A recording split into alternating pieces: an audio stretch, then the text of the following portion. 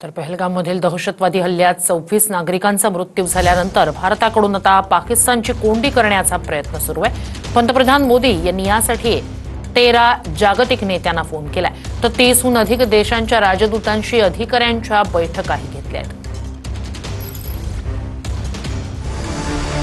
पंतप्रधान नरेंद्र मोदींचे 13 जागतिक नेत्यांना फोन, 30हून जास्त देशांच्या राजदूतांशी अधिकाऱ्यांच्या बैठका, पाकिस्तानला एकटं पाडण्याची कोंडी सुरू।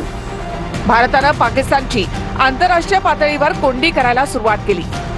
हल्ल्यानंतर पंतप्रधान मोदींनी ट्रम्प यांच्यासह 13 जागतिक नेत्यांना फोन केले। दिल्लीमधल्या परराष्ट्र मंत्रालयामध्ये अनेक देशांच्या राजदूतांशी भारताच्या बैठका सुरू आहेत। आतापर्यंत 30हून जास्त देशांच्या राजदूतांशी बैठका संपन्न झाल्या आहेत। बैठकांमध्ये हल्ल्याबद्दलची माहिती सर्व देशांना भारताकडून दिली जात आहे। पाकिस्तानच्या हल्ल्याशी असणारे लिंकही इतर देशांना सांगितले जात आहेत। अतिरेकी पाकिस्तानातून आल्याचे पुरावे सुद्धा इतर देशांना भारत देत आहे। पंतप्रधान नरेंद्र मोदी यांनी कुणाकुणाला फोन केले ते आपण पाहूया।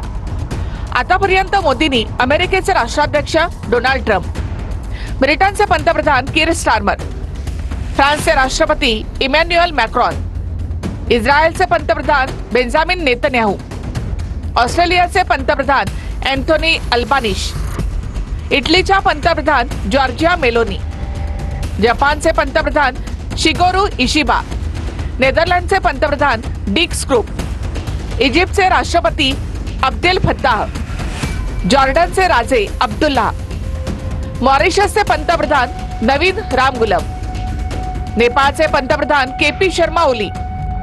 पहलगाम हल्ल्यानंतर या राष्ट्रप्रमुखांशी मोदींनी फोनवरून चर्चा केली। पाकिस्तान विरोधामध्ये या देशांनी भारताला साथ देण्यासाठी भारताचे प्रयत्न सुरू आहेत। मोठं काही झाल्यास या देशांनी भारताबरोबर राहावं यासाठी भारताचे प्रयत्न। जागतिक स्तरावर पाकिस्तानला एकटं पाडण्यासाठी भारताची रणनीती सुरू आहे। परराष्ट्र मंत्रालयाबरोबर पंतप्रधान मोदी सुद्धा अनेक देशांच्या राष्ट्रप्रमुखांसोबत संपर्कात आहेत।